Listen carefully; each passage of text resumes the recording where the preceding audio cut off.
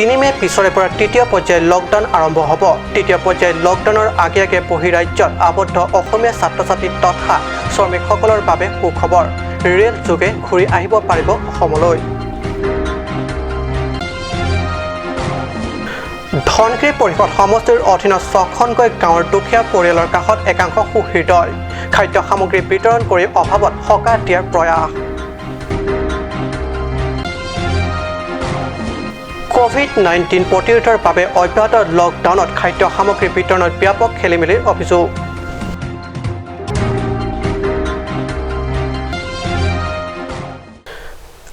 নমস্কাৰ, ষ্টুডিঅ'ত মই পৰজ্যোতি শৰ্মা। এতিয়া ভাবিছোঁ প্ৰথমটো অসমীয়া প্ৰাইম টাইম বাতৰিলৈ। দ্বিতীয় পৰ্যায়ৰ লকডাউন দেওবাৰে অন্ত পৰিল। লগে লগে 4 মে'ৰ পৰা আৰম্ভ হ'ব তৃতীয় পৰ্যায়ৰ পৰা লকডাউন। আৰু এই লকডাউনৰ মাজতে বহিৰাজ্যত আবদ্ধ থকা অসমৰ ছাত্ৰ-ছাত্ৰী তথা শ্ৰমিকসকলৰ বাবে কঢ়িয়াই আনিছে সুখবৰ। কৰোনা ভাইৰাছৰ বিপক্ষে যুঁজৰ বাবে কেন্দ্ৰীয় চৰকাৰে ঘোষণা কৰা প্ৰথম লকডাউনৰ পিছতে আৰম্ভ হোৱা তৃতীয় পৰ্যায়ৰ লকডাউন 3 মে'ত অন্ত পৰিল। পুনৰ 4 মে'ৰ পৰা তৃতীয় পৰ্যায়ৰ লকডাউন আৰম্ভ হ'ব আৰু এই লকডাউন চলিব অহা 17 মে'লৈ। ইতিমধ্যে দ্বিতীয় পৰ্যায়ৰ লকডাউনৰ শেষৰ পিনে ৰাজ্যৰ বিভিন্ন জিলাত আবদ্ধ হৈ থকা ছাত্ৰ-ছাত্ৰী তথা লোকসকলক ৰাজ্য চৰকাৰে চৰকাৰী ব্যয়েৰে বাছত অনা নিয়া প্ৰক্ৰিয়া কৰিলে। লগতে উত্তৰ পূৰ্বাঞ্চলৰ ৰাজ্যসমূহত আবদ্ধ হৈ থকা অসমীয়া লোকসকলে 4 মে'ৰ পৰা নিজৰ নিজৰ গাড়ীৰে অথবা আন কোনো ব্যৱস্থাৰে বিনা বাধাই অসমত প্ৰৱেশ কৰাৰ বাবে সকলো প্ৰৱেশদ্বাৰ মুকলি কৰি দিছে। কিন্তু যিহেতু সমগ্ৰ ৰাজ্যত 146 ধাৰা প্ৰযোজ্য হৈছে, গতিকে সন্ধিয়া 6 বজাৰ ভিতৰত প্ৰৱেশ কৰাৰ বাবে কোৱা হৈছে। আৰু লগতে বহিৰাজ্যত আবদ্ধ ছাত্ৰ-ছাত্ৰী তথা শ্ৰমিকসকলে ৰেল যোগে অসমলৈ আহিব পাৰিব। ইতিমধ্যে বহিৰাজ্যত আবদ্ধ তথা অসমলৈ ঘূৰি আহিবলৈ ইচ্ছুক ছাত্ৰ-ছাত্ৰী তথা শ্ৰমিকসকলক যোগাযোগৰ বাবে ইমেইল মুকলি কৰি দিছে অসম চৰকাৰে। অসমলৈ ঘূৰি আহিবলৈ ইচ্ছুক যিসকল ইতিমধ্যে ইমেইল যোগে নাম পঞ্জীয়ন কৰি নিজৰ বিতং বিৱৰণ দিছে, তেওঁলোকক চৰকাৰে হেল্পলাইন 8527612266 অথবা 9622979797 মিছ কল দিবলৈ কোৱা হৈছে। মিছ কল দিয়াৰ 48 ঘণ্টাৰ পিছত লিংক পাই যাব, য'ত তেওঁলোকৰ বিতং তথ্য সোধা হ'ব। যদিও এইখিনিতে উল্লেখনীয় যে যিসকলে ঘূৰি আহিব নোখোজে তেওঁলোকে 3 মাহলৈ চৰকাৰে বেংক একাউণ্ট যোগে সাহায্যৰ ধন আগবঢ়াব বুলিও এক সংবাদমেল যোগে সদৰি কৰিছে স্বাস্থ্য মন্ত্ৰী ডক্টৰ হিমন্ত বিশ্ব শৰ্মাই। ব্যুৰ ৰিপৰ্ট কাট নিউজ। দীৰ্ঘদিনীয়া লকডাউনত অভাৱত দৰিদ্ৰ লোকসকলৰ বিলৈ হৈছে পানীত হাঁহ নচৰা অৱস্থা। এনে সময়তে কাৰ্বি আংলং জিলাৰ ধনশিৰি এলেকাৰ একাংশ দুৰ্গতজনৰ কাষত খাদ্য সামগ্ৰীৰ টোপোলা লৈ থিয় দিলে কাৰ্বি আংলং জিলাৰ দণ্ডাধীশ উপাসনা দত্ত আৰু তেখেতৰ সহযোগী দলে। সংকটৰ কালত মানুহৰ এষাৰি মাত আৰু যৎকিঞ্চিত সহায়, এয়ে হৈছে মানৱতা সঁচা মনৰ মানুহৰ। কৰোনা ভাইৰাছ ৰোধৰ বাবে লকডাউন অব্যাহত ৰাখি চৰকাৰে যি যুঁজ, সেই যুঁজত সমগ্ৰ দেশবাসীয়ে প্ৰায় 100% সহযোগ তথা সঁহাৰি জনাইছে। যদিও এই পৰিস্থিতিত একাংশ দুখীয়া ৰাইজৰ অৱস্থা অতি দুখজনক হৈছে। এমুঠি অন্নৰ বাবে হাহাকাৰ কৰিছে এইসকল দুখীয়া লোকে। দুখজনক আৰু হাহাকাৰ এই অৱস্থাত লগত খাদ্য সামগ্ৰীৰ টোপোলা লৈ এইসকলৰ কাষত দেওবাৰে সহযোগীৰে আহি থিয় দিলে জিলাৰ দণ্ডাধীশ উপাসনা দত্ত। ধনশিৰি নগাচাং LP স্কুলত উপস্থিত হৈ লগত নিয়া চাউল বিতৰণ কৰিলে ধনশিৰি দুখীয়া পৰিয়ালৰ মাজত। খামাই দিছা চৰকাৰী গাঁওবুঢ়া অধীনৰ 1 নম্বৰ মেইন নালা, 2 নম্বৰ মেইন নালা, ধনেশ নালা, ডেঙিয়া নালা, নাহৰজান আৰু আদিবাসী গাঁৱক লৈ 6খনকৈ গাঁৱৰ দৰিদ্ৰ পৰিয়ালৰ লোকৰ মাজত বিতৰণ কৰে চাউল। হয়, দীৰ্ঘদিনীয়া লকডাউনৰ কালছোৱাত এমুঠি অন্নৰ বাবে হাহাকাৰ এই সকল দুখীয়া পৰিয়ালৰ লোকক চাউল বিতৰণ কৰি সকাহ দিয়াৰ প্ৰয়াস কৰে এইগৰাকী চৰকাৰী বিষয়া তথা তেওঁৰ সহযোগী দলে। টিংকু ডিফুজাৰ ৰিপৰ্ট কাট নিউজ। সমগ্ৰ বিশ্বৰ লগতে ভাৰততো কোভিড-19ৰ ভয়াৱহ ৰূপ প্ৰতিৰোধৰ বাবে দেশত চলিছে লকডাউনৰ পিছত লকডাউন। ফলত চৌদিশে অভাৱ ঘটিছে খাদ্য সামগ্ৰী। চৰকাৰী খাদ্য সামগ্ৰী বিতৰণৰ নামত চলিছে ভেকু ভাওনা। এমাহৰ বাবে 5ৰ পৰা 10 কেজি চাউল বিতৰণ কৰি দায়িত্ব সমৰাৰ অভিযোগ একাংশ দৰিদ্ৰ ৰাইজৰ। গুৰুত্বপূৰ্ণ অভিযোগটি ক'ত চলিছে চাওঁ আহক আমাৰ এই প্ৰতিবেদন। কোভিড-19 নামৰ এই ভয়াৱহ মহামাৰীয়ে বিশ্বৰ লগতে আমাৰ দেশতো বিয়পি পৰি চৌদিশে আতংকময় পৰিৱেশ সৃষ্টি কৰিছে। এই ভয়াৱহ মহামাৰীৰ ৰোগক প্ৰতিৰোধ কৰাৰ বাবে ভাৰত চৰকাৰে সৰ্বশক্তি প্ৰয়োগ কৰিছে। দেশত লকডাউন দিয়া 3টা পৰ্যায় পালেগৈ। লকডাউন সময়ছোৱাত দেশৰ প্ৰতিজন নাগৰিকে যাতে খাদ্য সংকটত নপৰে তাৰ বাবে চৰকাৰে ঘৰে ঘৰে অত্যাৱশ্যকীয় খাদ্য সামগ্ৰীৰ সাহায্য প্ৰদানৰ বিভিন্ন আঁচনি গ্ৰহণ কৰিছে। অৰ্থবান লোকসকলে প্ৰধানমন্ত্ৰীৰ সাহায্য পুঁজি, মুখ্যমন্ত্ৰীৰ সাহায্য পুঁজি আৰু স্বায়ত্তশাসিত জিলা পৰিষদসমূহতো মুখ্য কাৰ্যবাহী সদস্য সাহায্য পুঁজিত অনুদান আগবঢ়াইছে। তেনে সময়তে পশ্চিম কাৰ্বি আংলঙৰ জিলাৰ অন্তৰ্গত স্বায়ত্ত পৰিষদৰ 7 নং কপিলী সমষ্টিত এখন হিন্দী ভাষী গাঁৱত অত্যাৱশ্যকীয় সামগ্ৰী বিতৰণত ব্যাপক খেলিমেলি কৰাৰ গুৰুত্ব অভিযোগ কৰিছে স্থানীয় ৰাইজে। 2 নম্বৰ জেংখা নামৰ গাঁওখনত আছে প্ৰায় 100টা পৰিয়াল। তাৰে ভিতৰত ৰেচন কাৰ্ডৰ হিতাধিকাৰী আছে 45টা পৰিয়ালৰ।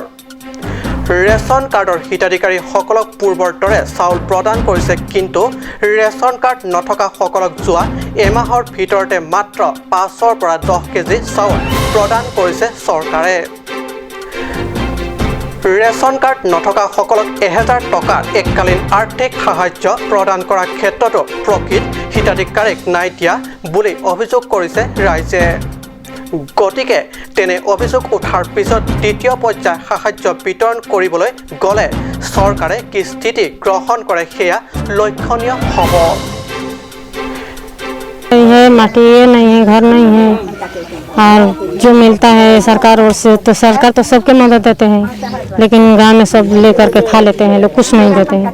राशन कार्ड है आपका? नहीं, हमारा नहीं। नाम क्या है आपका? संतोषी। और गांव का नाम क्या है? 2 नंबर जंखा। चावल आपको मिला है? हाँ, 7 केजी। कब मिला था? जो गांव में आधा गांव में जो सबको जो दिन मिला वही दिन हमको मिला। सरकार की तरफ से 1000 रुपया आया था? कुछ नहीं मिला, कुछ नहीं मिला, कुछ नहीं मिला है। बताओ तो नहीं खेले नहीं कारीगर नहीं नहीं।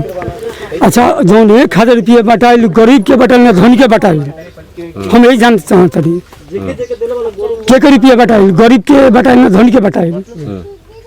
यदि गरीब के बटा तो बताओ कहाँ गरीब बा दुनिया में के दिल हम बताओ।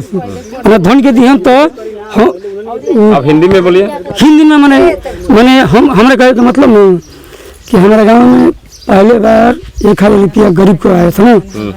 अच्छा, गरीब को घन थाम दिए ना धनी को दिए, वो हमको जानना चाहिए ना। ये तो जांच करने के बाद ही पता चला। हाँ। आप गरीब हो, आपको नहीं मिला है? नहीं मिला है। कैसे लोगों को मिला है पैसा? किन लोगों को दिया गया है बताइए। घनश्याम से जात पड़ताल तो पता होगा ना कि कैसे लोगों को दिया गया है, जिनके पास पैसा है मैंने जिसके घर में 200 टीना है ना। हाँ।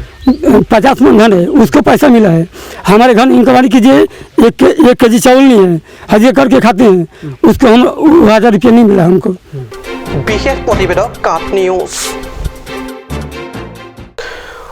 পশ্চিম কাৰ্বি আংলং জিলাৰ বৈঠালাংচু থানাৰ অন্তৰ্গত বৈঠালাংচুত এখন দুৰ্ঘটনাগ্ৰস্ত অচিনাকি বাহনক লৈ সৃষ্টি হৈছে আতংকৰ। বৈঠালাংচু বজাৰৰ সমীপৰ পথত থকা এটা কালভাৰ্টৰ তলত পুৱা উদ্ধাৰ হয় দুৰ্ঘটনাগ্ৰস্ত তথা গৰাকীবিহীন AS01 AD 8909 নম্বৰ বগা ৰঙৰ বাহন। পশ্চিম কাৰ্বি আংলং জিলা বৈঠালাংচু থানাৰ অন্তৰ্গত বৈঠালাংচুত এখন দুৰ্ঘটনাগ্ৰস্ত অচিনাকি বাহনক লৈ ৰাইজৰ মাজত আতংকময় পৰিৱেশৰ সৃষ্টি হৈছে।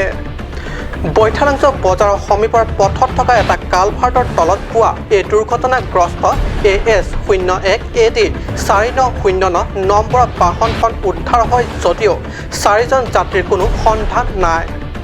স্থানীয় এগৰাকী প্ৰত্যক্ষদৰ্শীয়ে জনোৱা মতে নিশা প্ৰায় 2:30 বজাত বাহনখনত অহা যাত্ৰী কেইজন উলুকুঞ্জিৰ পৰা হাওৰা ঘাটত গৈ থকা অৱস্থাত বাহনখন দুৰ্ঘটনাগ্ৰস্ত হোৱা বুলি তেওঁ অৱগত কৰে।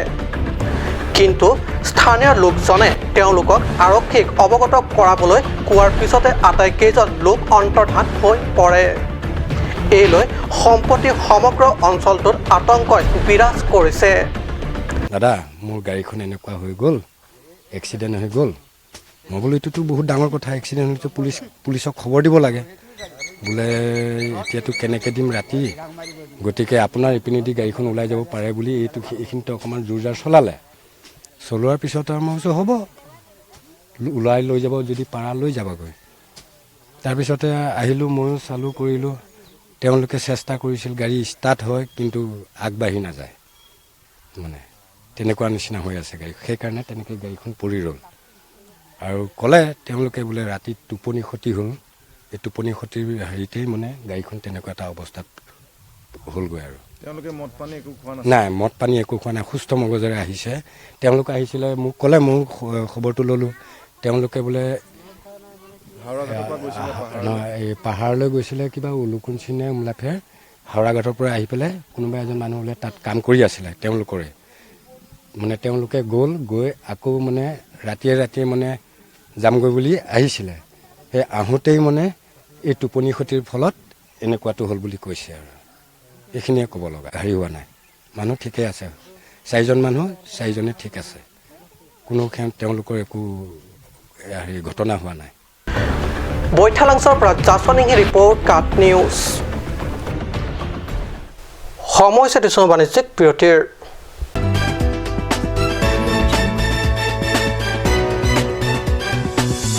আপুনি বাৰু বিশুদ্ধ খোৱা পানীৰ অভাৱ অনুভৱ কৰিছে নেকি? এতিয়া আৰু চিন্তা নাই, কাৰণ বজাৰলৈ আহিল কাঞ্চ ৱাটাৰ। বিজ্ঞানসন্মত উন্নত মানৰ প্ৰক্ৰিয়াৰে প্ৰস্তুত কৰা কাঞ্চ ৱাটাৰে আপোনাক দূষিত পানীৰ ভয়াৱহতাৰ পৰা আঁতৰত ৰাখিব। Conch water. Start here, right anywhere. Eastern Motors, authorized dealer of Royal Enfield, Rongkila, near Don Bosco School, D4 782460 Assam. Easy finance available here. For more information, kindly contact Sales Bokazan 7896169021. For both D4 and Bokazan, you can contact 9957988008 or you can mail isanmotors@gmail.com. আজিকালি যিকোনো party মানে কাঞ্চ juice. বাইদি বেটো কমলাৰটো খাইছিলি নে আনাৰসৰটো? পাহাৰীয়া কমলা আৰু আনাৰসৰ পৰা তৈয়াৰ কৰা কাঞ্চ জুচ সম্পূৰ্ণ বিশুদ্ধ।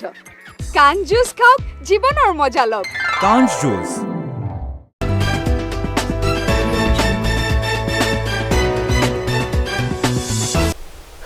বিৰতিৰ পিছত পুনৰ বাতৰি মজিয়াত। বিশ্বৰ লগতে ভাৰত তথা অসমজুৰি কৰোণা সংক্ৰমণ যতি পৰা নাই। ইফালে কৰোণাৰ আতংক, লকডাউন, আনফালে দুখীয়া ৰাইজৰ অৱস্থা দিনক দিনে বেয়ালৈ ঢাল খাই আহিছে। দুখীয়া ৰাইজক সকাহ দিবৰ বাবে ৰাজ্য চৰকাৰে বিভিন্ন জিলাত NFSৰ অধীনত BPL কাৰ্ড থকা বা কাৰ্ডবিহীন দৰিদ্ৰ ৰাইজক চাউল বিতৰণ কৰিছে। বিশ্বৰ লগতে ভাৰত তথা অসমজুৰি কৰোণা সংক্ৰমণ যতি পৰা নাই। ইফালে কৰোণাৰ আতংক, লকডাউন, আনফালে দুখীয়া ৰাইজৰ অৱস্থা দিনক দিনে বেয়ালৈ ঢাল খাই আহিছে। দুখীয়া ৰাইজক সকাহ দিবৰ বাবে ৰাজ্য চৰকাৰে বিভিন্ন জিলাত NFSৰ অধীনত BPL কাৰ্ড থকা বা কাৰ্ডবিহীন দৰিদ্ৰ ৰাইজ চাউল বিতৰণ কৰিছে। কিন্তু একাংশ মধ্যভোগী দালালৰ হাতত পৰি চৰকাৰী চাউল বিতৰণ কাৰ্যত ব্যাপক খেলিমেলিৰ অভিযোগ উঠিছে।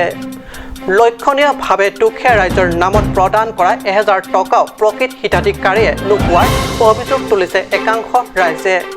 এনে পৰিপ্ৰেক্ষিতত এক সংবাদমেল জৰিয়তে পশ্চিম কাৰ্বি আংলং জিলা কংগ্ৰেছৰ সভাপতি সাৰ্থে ক্ৰামচাই প্ৰকাশ কৰিছে নিজৰ তীব্ৰ প্ৰতিক্ৰিয়া।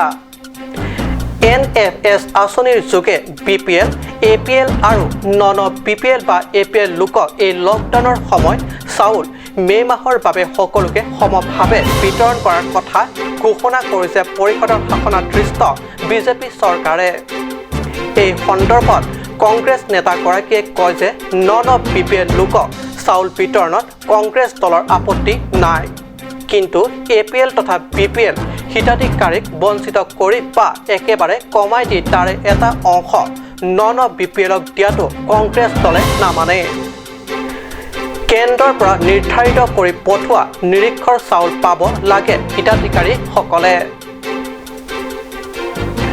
চাউল বিতৰণ কাৰ্যত ৰাজনীতি কৰিব নালাগে বুলি কয় নেতাগৰাকীয়ে পূৰ্বতে পোৱাৰ দৰে BPL বা APL হিতাধিকাৰীয়ে পাব লাগে এই সকল হিতাধিকাৰীৰ নামত অহা চাউল BPL বা APLক দিয়াটো কংগ্ৰেছ দলে কেতিয়াও সমৰ্থন নকৰে বুলি কয় দলৰ জিলা কংগ্ৰেছৰ সভাপতি Sarthe কামচাই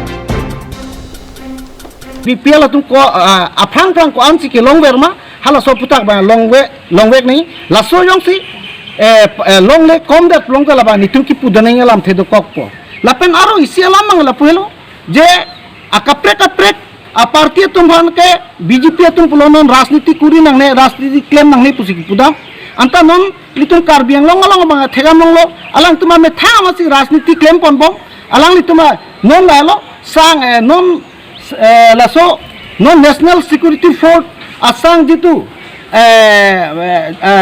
asang si tame non ladak karbiang long ton mas kar si ben gidang ma to haladak authorized dealer do hala tumfam paron damde si non bang MSC tumfam la panladak lema chairman la pen lema secretary tum si cherai kok jipu la bang chok chi pina bang lo karon alang ni tum pudam lo pulong te MSC tum ka authorized person kali la tum dunu ne ladak ronji pulong ka ladak authorized person ladak dilar sa tum si ron po la si ladak ta me rajniti lo la si hala sa rajniti lo ka phire da me bangla non ela jitu non kata tum bana bangala tum akapre ka party pan pipon pe ame tha party yan cheron chota the khala da bang tu phire du me melo la si la sona bang ke claim ke dar nge pola da bang ke alawi tu totally political lies lo la si nili congress in pen ki puduni bang la sona bang claim nang ne hala dak dilar do hala dak lem sa secretary do hala dak lem sa chairman tum hala so tenga phanga teng pensi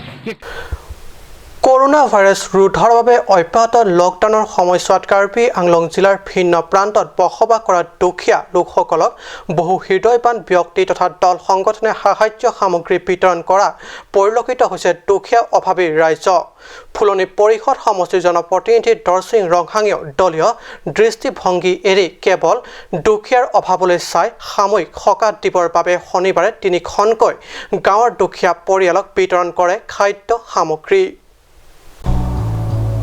কৰোনাই কোনো ধনী দুখীয়া উচ্চ-নীচ ধৰ্ম তথা ৰাজনৈতিক দলি নাচায় এই মহামাৰী ৰোধৰ বাবে দেশৰ চৰকাৰে অব্যাহত দীৰ্ঘদিনীয়া লকডাউনত দিন মজুৰি কৰি পৰিয়াল পোহপাল দিয়া অভাৱী লোকসকলৰ হাহাকাৰ একেই এনে কথাৰ প্ৰতি হৃদয়ংগম কৰি ফুলনিৰ জনপ্ৰতিনিধি দৰসিং ৰংহাঙে NFS আঁচনিৰ চাউল BPL কাৰ্ড থকাৰ পৰা নথকা আটাইবোৰ দৰিদ্ৰ পৰিয়ালক চাউল বিতৰণ কৰা হয় চাউল বিতৰণ কৰা ফুলনিৰ ডিচৈতেৰণ গাঁও বাছক ৰংফাৰ আৰু উত্তম জি গাঁৱৰ দুখীয়া ৰাইজ উল্লেখ্য যে এই চাউল বিতৰণ কাৰ্যসূচীত MSC তথা দৰসিং ৰংহাঙৰ উপৰিও ফুলনি ইউথ এছেম্বলিৰ উপদেষ্টা ৰবিনসন প্ৰ সভাপতি শচীন ৰংপি লেমছৰ অধ্যক্ষ বিদ্যা সিং ৰংপি সম্পাদক জিম্বু টিমুং আৰু প্ৰচন ৰংফাৰ প্ৰমুখ্য বিশিষ্ট ব্যক্তিসকলে উপস্থিত থাকে নিউজ টেক্স ৰিপৰ্ট কাট নিউজ আজি অসমীয়া প্ৰাইম টাইম বাতৰি ইমানতে সামৰিছোঁ ধন্যবাদ